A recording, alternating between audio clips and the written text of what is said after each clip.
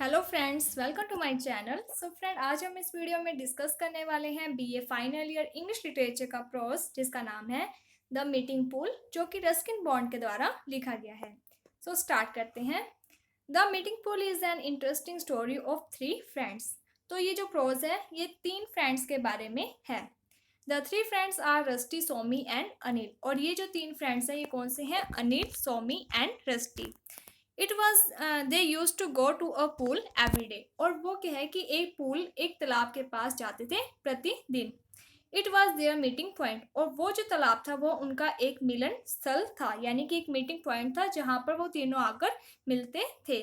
The pool was discovered by rusty. और ये जो पूल है, ये जो तालाब है, ये किसके द्वारा डिस्कवर का मीन्स होता है खोजना। तो ये रस्टी के द्वारा खोजा गया था फ्यू मंथ अगो, कुछ महीने पहले।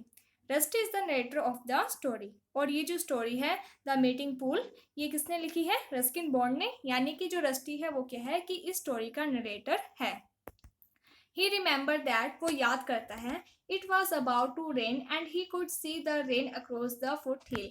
कि एक दिन जब उसने उस तालाब को डिस्कवर किया था, खोजा था, तो उस दिन क्या है कि बारिश हो रही थी और वो बारिश को देख रहा था अक्रॉस द फुट हिल, उस हिल के अक्रॉस यानी कि साइड से। वन डे, एक दिन, while they were swimming in the pool, जब वो तीनों फ्रेंड्स उस तालाब में स्विमिंग कर रहे थे, सोमी सजेस्ट दैट, तो उन्हीं तीनों में से एक जो फ्रेंड होता है जिसका नाम होता है सोमी, वो कहता है they should meet them at this place after 10 years. यानी कि उसने कहा कि हमें मिलना चाहिए। सजेस्ट का मीन तो होता है सुझाव। तो सोमी ने क्या सुझाव दिया कि दे शुड मीट दैम, कि उन्हें आपस में मिलना चाहिए इस प्लेस पर, इस पुल पर 10 सालों के बाद। When they have grown up man, जब वो बड़े हो जाएंगे और वो बच्चों से क्या है कि मैन यानी कि एडल्ट हो जाएंगे। All agree to this place. तब क्या हुआ कि वो जो तीनों फ्रेंड्स थे वो सभी एग्री हो जाते हैं और वो क्या है प्लेस यानी कि प्रतिज्ञा ले लेते हैं, एक दूसरे से प्रॉमिस कर लेते हैं। It was a place taken by school boys. और ये जो यानी कि प्रॉमिस था ये क्या है कि स्कूल बॉयज के द्वारा लिया गया था। And they did it exactly. और उन्होंने ये सब क्या था? दे डिड इट का मीन्स है कि उन्होंने ये जो प्रॉमिस है वो एक्साइटली यानी कि उत्सुकता के साथ खुशी से कर लिया। सिंस दे वर बॉयज, अभी वो बॉयज हैं, they mean the thing as they looked. वो क्या है कि जो परिस्थितियां जैसी है वो उन्हें वैसा ही देखते हैं। उन्हें नहीं पता कि आगे क्या होने वाला है, कैसे हालात होंगे, क्या उनके लिए मिलना पॉसिबल है या फिर नहीं। So they did not know about the situation after 10 years. तो उन्हें नहीं पता है कि अगले 10 सालों में क्या होने वाला है। Weather they would be here और नॉट, कि क्या वो जहाँ पर वो रह रहे हैं वहाँ पर वो आगे 10 सालों के बाद वो वहाँ पर होंगे भी या नहीं। What profession they would join or whether it would be possible to meet at this pool for them or not. ना उन्हें ये पता था कि वो कौन सा प्रोफेशन है जो वो चूज करेंगे, और ना ही उन्हें ये पता था कि क्या इतना पॉसिबल यानी कि इतना इजी है, पॉसिबल है इस पुल पर 10 सालों के बाद मिलना। उन्होंने तो सोचा कि नॉर्मल सी बात है, तो वो तीनों क्या है प्रॉमिस कर लेते हैं। They just took the place and promise to each other to meet. तो यहाँ पर क्या होता है कि जो तीनों फ्रेंड्स होते हैं वो एग्री हो जाते हैं कि हम 10 सालों के बाद मिलेंगे, और वो क्या है कि प्रॉमिस कर लेते हैं।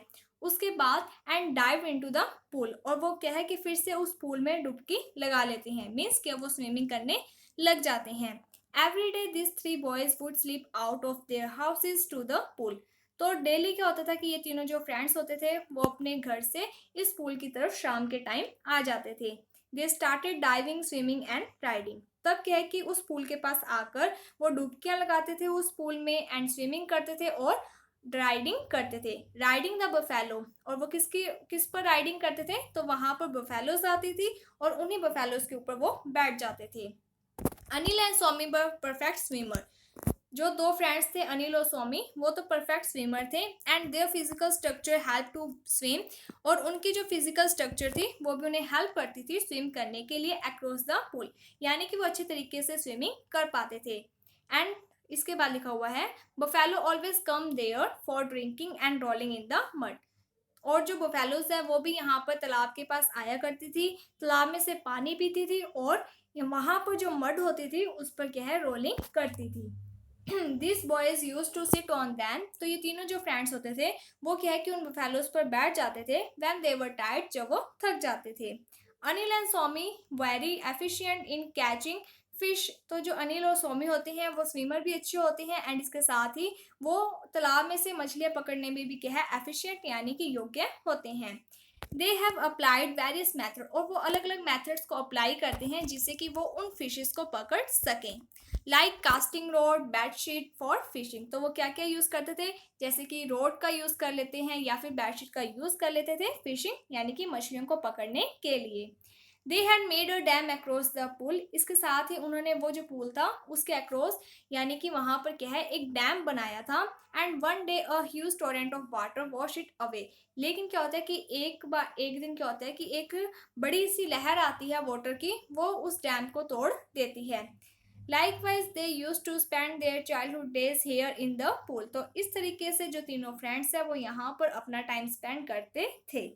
Rusty the narrator come to the place just after 10 years, तो यहाँ पर तो क्या था कि जो पोइट है वो सॉरी जो नरेटर है वो क्या है कि जो पहले का टाइमिंग था यानी कि जब वो बचपन में बॉयज होते थे तब किस तरीके से वो बचपन में अपना यहाँ पर टाइम स्पेंड करते थे उनके बारे में सोचते हैं। अब जो स्टोरी है उसमें क्या है कि जो नरेटर है वो क्या है कि 10 सालों के बाद वहां पर चले जाते हैं और वहां पर वो क्या पाते हैं, कैसी कंडीशन होती है उसके बारे में अब वो थिंक करते हैं। Rusty the narrator come to the place just after 10 years, तो जो रस्टी है वो क्या है कि उस पुल के पास आ जाते हैं 10 सालों के बाद। He come there to keep his promise, तो वो अपना प्रॉमिस को पूरा करने के लिए यहाँ पर आते हैं।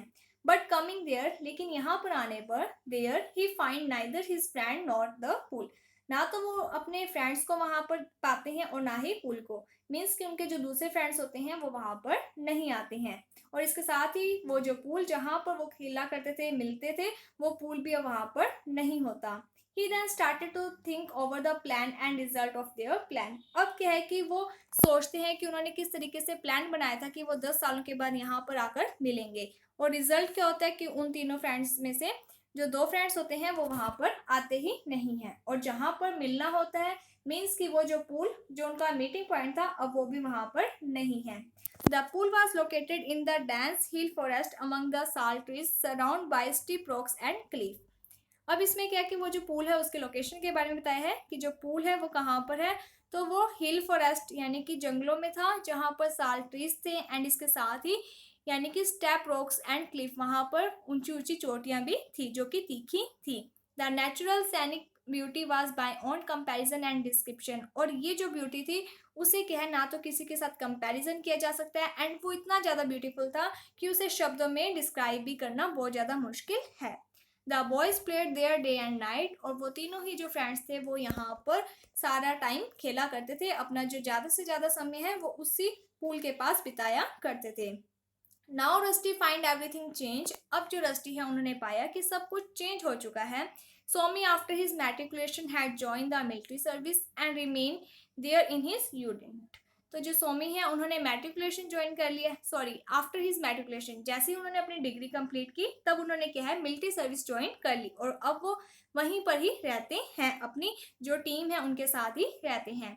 Anil on the other hand had been a successful businessman, इसके साथ ही जो अनिल है वो क्या है एक सक्सेसफुल बिजनेसमैन बन चुके हैं। And both Somi and Anil still possess the sense of fun and adventure in them in their manner and zeal, अब वो दोनों ही क्या है कि अपनी जो लाइफ है उसमें आगे बढ़ चुकी हैं, अपने प्रोफेशन में इतने ज़्यादा बिजी हो चुकी हैं कि वो जो लाइफ थी फन एंड एडवेंचर की, जो उनके अंदर झील यानी कि वो जो एक्साइटमेंट होती थी बचपना था वो भी क्या है धीरे धीरे खत्म हो चुका है, वो अब उनसे आगे बढ़ चुके हैं।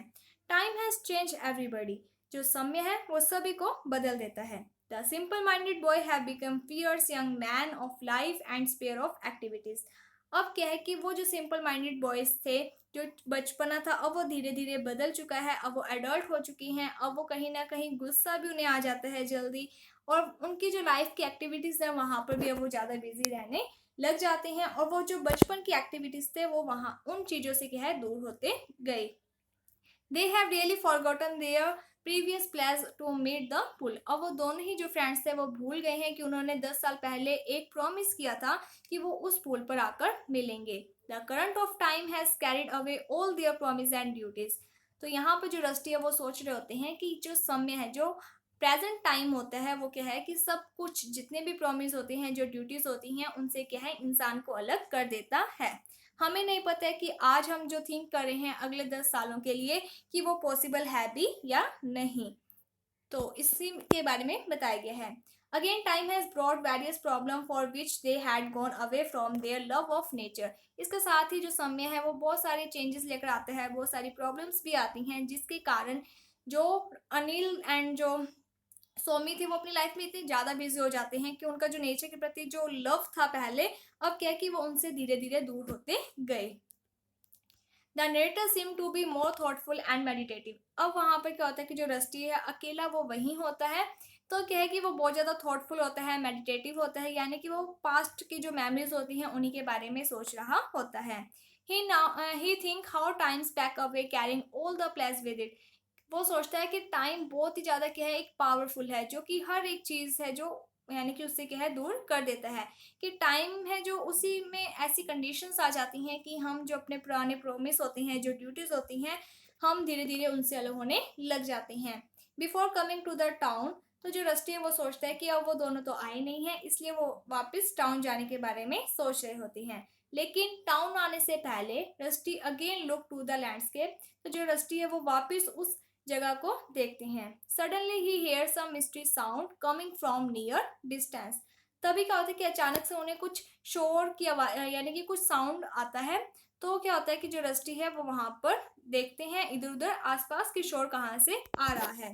गोइंग देयर, और जहाँ से शोर आ रहा होता है जब वो वहां पर जाते हैं, rusty find a group of people या फिर boys playing in the pool water of stream. कि वो देखते हैं कि वहां पर क्या है कि एक पूल है और वहां पर कुछ बच्चे हैं जो कि खेल रहे होते हैं। But this is another pool, लेकिन ये दूसरा कोई पूल है। जहां पर रस्टी और खेला करते हैं ये वो पूल नहीं है। Rusty imagine as if he and his two friend close friend are playing in the pool. तो जो रस्टी है जब वो उन बच्चों को पूल में खेलता हुआ देखता है तब वो सोचता है कि जैसे वो खुद और उनके जो फ्रेंड्स हैं वो पूल में खेल रहे हैं। फॉरगेटिंग द आउटसाइड वर्ल्ड, इसके साथ ही वो सब कुछ भूल जाते हैं, यानी कि वो अपने ही क्या है इमेजिनेशन में खो जाते हैं और वो भूल जाते हैं रियलिटी को।